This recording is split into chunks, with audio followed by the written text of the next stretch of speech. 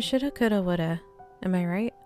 Now that I've had roughly 2 years of experience posting my comic to Webtoon, here's a bunch of general and technical stuff I wish I had known before starting my comic that I want to share with you guys who might just be starting out on your own comic making adventure. The general stuff. Starting is one of the highest hurdles for a lot of beginning comic artists. And don't let these tips intimidate or distract you from starting. I was locked in a cycle of learning, and while I did learn a lot about the comic making process, I was also just using it as an excuse to put off actually doing the thing. You learn a lot faster actually making and posting your comic than you do just doing the research. And yes, research is important, but again, don't let it prevent you from even starting. Things won't ever be perfect, and nitpicking the heck out of your comic isn't going to help you hit that publish button. Budget panels are great. Embrace them, use them for comedic purposes, use them in varying states of budget. Stick figures to represent the characters for a panel, chibi drawings, or panels with less shading, or even just panels with only a color or gradient as the background. You see it all the time in anime. Whole scenes that clearly look like the animation team just ran out of budget, but you can do it for your comic to get between points in your story. Just save the high budget stuff for the important moments, or abs. I mean, establishing scenes. Yeah.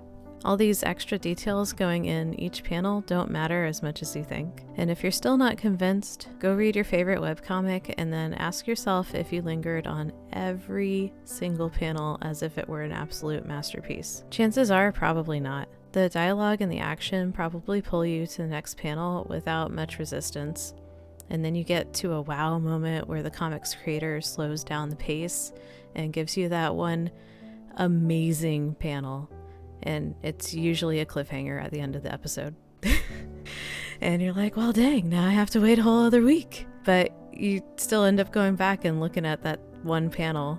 So anyways, point made. Focus on those important panels and don't give too much extra time and energy to the panels that don't matter as much. Yes, they still matter, but you don't have to nitpick them to death. Blah. Nitpick? I almost said pickling again. Those panels still matter, but you don't have to nitpick them to death. Things really, really don't have to be perfect, just like this take. Next thing, you won't get readers overnight, but that's no reason to stop posting your comic. It's hard to see that once you do finally start your comic, you probably won't see a whole lot of readers flooding in all at once. It'll be a quiet start, so just appreciate the people who get to see your comic first and try to interact with them in your comments section. And just keep posting. The more content you have, the more likely new readers will stay once they do discover your comic, because they'll have a lot more stuff to read initially, and that'll be a good hook for them.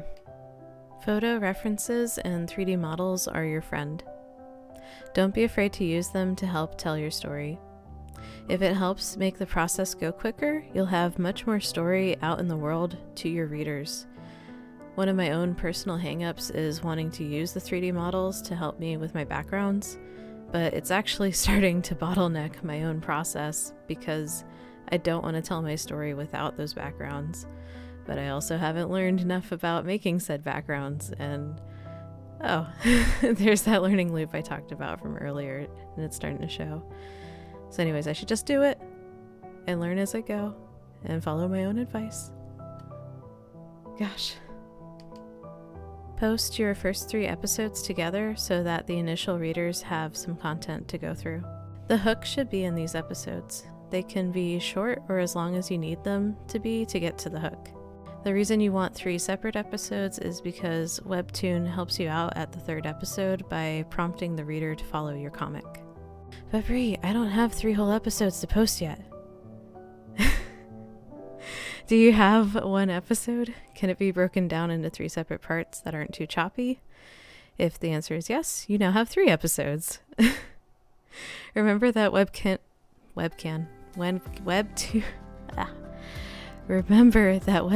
canvas creators don't have to have the same requirements that originals have. You can make 4 panel episodes or 60 panel episodes or really anything that you want, really. I will advise that keeping a consistent posting schedule takes more priority. So plan your episodes to be as short or as long as you need them to be in order to keep up with your desired posting schedule. If you think you can do 60 panels a week, try it. And then tell me your secrets, because I'm still trying to figure that one out. But seriously, evaluate what you can sustainably do to keep a consistent posting schedule, meaning what can you do while respecting your mental, physical health, as well as your outside obligations from making your comic. And if you can do 40 to 60 panels a month, which is much more relaxed, see if you can break it up into 4 smaller parts to get about 4 weekly posts of content. Or even go every 2 weeks and give yourself a small buffer. Figure out what works for you and just stay consistent with it. And don't compare yourself to originals too harshly. Most likely you're doing this in your free time or limited time after other obligations like a full-time job, school, raising kids, you name it. And you're probably working on your comic solo or just duo with like a writer, or maybe you have a friend that does the coloring for you or something. So my point being is Webtoon isn't paying you a full-time salary to make your comic and put it on canvas. So just go at your own healthy pace and enjoy the comic making process. It's a whole adventure for sure. It's better to go at a steady and reasonable pace instead of just trying to sprint to the finish line as fast as humanly possible and then just collapsing on the ground because you just burnt yourself out so bad. And now, the technical stuff that I wish I had known before starting my comic. I would have changed drawing programs so much sooner. The first 10 episodes of my comic were made in Photoshop, and looking back, I was lucky that my computer didn't just flat out explode on me. My process is so much faster in Clip Studio Paint now, and it became pretty obvious once I switched and got over that initial learning curve that this program was actually made with comic artists in mind. And as a stay-at-home mom with not a whole lot of time to dedicate to my comic, this drawing program has saved my sanity simply just by being a good, stable program that doesn't crash and lose work. And then you add all the features that have just made my life much easier as a comic artist, too. There's a lot of technical tools that have made my life easier, but the ones that pop up immediately in my head are these, and I'll talk about each in more depth after I list them off in a moment. Having a preset webcomic format right in the new file prompt, like literally when you open the program, is amazing. Having the ability to make page divisions so that it's less taxing on my computer, also amazing. Freehand balloon tool and the ability to edit the balloons, awesome. Object tool to move everything around easily. 3D models to help out with the poses when you're struggling, and those are just a few to focus on. And there's probably a lot more to discover, but I've only been using this program for roughly a year? It's almost been a year. Okay, yeah. I've only been using this program for roughly a year, and I'm still discovering new stuff all the time, so that's pretty cool. Alright, preset webcomic format. Super duper helpful in taking some of the technical thinking out of the process. With a little tweaking to your own preferences, you can literally jump right into making your comic, which is awesome. The ability to make page divisions within the file so that you can load just a section of your intended episode is a great feature too. When I made my comic in Photoshop, I would get stuck having to scroll at length to get to a specific panel in my comic, and it would just lag and I would miss it, and then my painting process progressed and the art got more detailed, and it would just contribute to more lag. Crashes left and right, and even some lost work at times. I worked around this by making shorter episodes and even separate files for panel artwork. It was a mess, so getting to just eliminate all of that from my workflow has been a total game changer. I would decorately I would definitely recommend using page divisions, regardless of if you have a weak or a stronger computer. It just made my process so much more peaceful, and I can focus on the story and the art for my comic instead of having to struggle with all the tools. I wish I knew about the freehand balloon tool at the beginning. It probably would have convinced me to switch drawing programs much sooner. Maybe. I was very resistant to change and convinced that I had no time to learn a new drawing program, so maybe it wouldn't have actually convinced me, but I'd like to tell myself that, you know. Anyway, the freehand balloon tool helps you make speech balloons without the preset options, which for someone who loves having more of a shaky hand look to the panels and speech balloons, this tool makes me very, very happy. You can literally draw them like you would with pen and paper, but the cool part is they still interact with the text like a normal speech balloon in the program, meaning that you can type directly into them and then the text will join the balloon as like a little automatic group, and then you can just edit it like you would the normal balloons, and it's awesome. Here's some handy extra tips for the balloon tool while we're here. Hitting T on your keyboard opens the text tool. Hitting it again pulls up the balloon tool. I didn't know that until literally like 2 months ago. Or when was my last video? Yeah, like 2 months ago. Y on the keyboard pulls up the anchor tool and allows you to adjust the anchor points on the balloons itself. So if you have any weird spots, you can delete an anchor by holding Alt and tapping the undesired anchor point. So yeah, just a couple of balloon tips right there. Object tool. I did not have this when I made my first 10 full episodes of my comic, which was roughly a year's worth of work, without having this beautiful tool. The object tool lets you bypass the digging through all of your layer files to select something, and it's just simply magical. It wasn't a thing in Photoshop when I had Photoshop at the time, and it makes life so much easier, especially if you have like a lot of layers for your different episodes of your comic, like the artwork and shading and lighting, and you know, if you find something that's on a random layer and you can't figure out what layer it is, you can actually just use the object tool and like click on that spot in your drawing and it'll pull up the right layer that it's on. And you can just move everything around with the object tool, and it's great for speech balloons, and I'm sure there's a lot more uses for it right now that I'm not thinking of, but good tool, very good tool. I wish I knew about it sooner. 3D models have helped me out some on more of my recent episodes.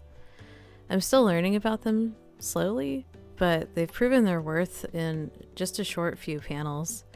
I had a scene where I really wanted to show one of the characters having like a total freak out moment, and I wanted to slow that moment down for the readers to take it in.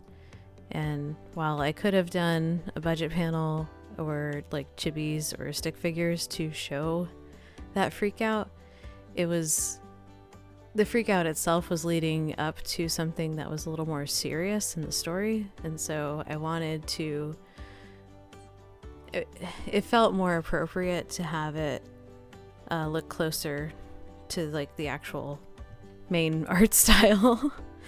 So instead, what I did was I used one of the 3D character models to help me pose out everything properly, and then I painted over it. And doing this saved me some time in having to hunt down the pose references or try to take photos of my awkward self trying to act out the scene, so it was definitely a win-win. And while I was recording this video, I did find a couple more technical things that I want to share with you guys real quick as like some honorable mentions, I guess. The companion mode on Clip Studio Paint is pretty great to be able to check out the quality and, more importantly, the text size of the dialogue that's in your comic. I find it much better than having to just hold up your cell phone to like your monitor and try and like guesstimate the size of what the text is going to look like and everything. So it is pretty nice, and it's a little bit of a time saver that way. And another quick tip, saving your comic out as a JPEG instead of a PNG file saves up the data, since you're limited to like 20 megabytes per episode for an upload onto Webtoon. Something compression rates, and I remember it being explained better when I was in the graphic design program for my college, but it's been a while. But anyways, JPEG's a better way to go for a comic on Webtoon Canvas. Like you don't need the ping files to, you know, make it super high quality. Like it's gonna read the same way for pretty much everybody, except for like if you have I don't know anybody that's gonna be trying to read your comic on like a big widescreen TV or something. So anyways, yeah, JPEG. Do JPEG. And some more bonus tips. These are back in the general side of tips, but I figured if you're still here at this point in the video, you might like these 2 extra tips, and maybe you might want to subscribe to my channel or check out my comic that's kind of become the case study for this whole YouTube channel. So anyways, bonus tips, and I'll get out of your hair. Writing and idea tip. If you have a kick-ass idea and then it whooshes away before you can write it down, try going back to the physical place you had the idea. For example, maybe you had a whole scene in your comic unfold in your head while taking a shower. You don't have to take another shower, but maybe if you stand in the bathroom for a moment, you can see if the idea might come back to you. As a mom, I get my thoughts interrupted all the time by an adorable toddler, so this little method of jogging my memory has been incredibly helpful to remember important moments that I've wanted to write in my comic.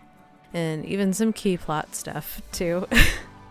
I've had to pretend to wash another dish at the sink a few times because apparently my idea place is standing in front of the kitchen sink washing dishes. So next time you read my comic, just know that like half of my comic was made or brainstormed in front of the sink while I'm washing dishes. It's so weird.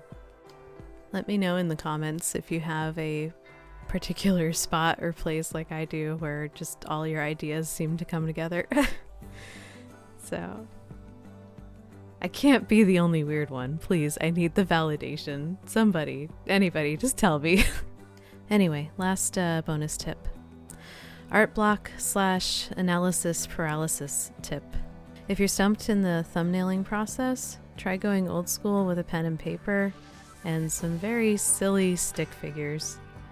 It's really easy to overthink stuff, and I found that using a pen keeps me from getting stuck in that loop of erasing and redrawing panels. It's better to get the ideas out fully and then leave the erasing and redrawing in the digital drafts. Because in the digital drafts, by that point, you should have a better headspace to be able to tackle them. So yeah, those are just some tips I've wanted to give for starting your webtoon in 2023. / just stuff that I really wish that I had known when I was first starting. So anyways, good luck on your comic making adventure, and if you like this video, you might also like this one where I show my whole process of making an episode for my webtoon Fairy Lantern. Thanks for watching. Bye!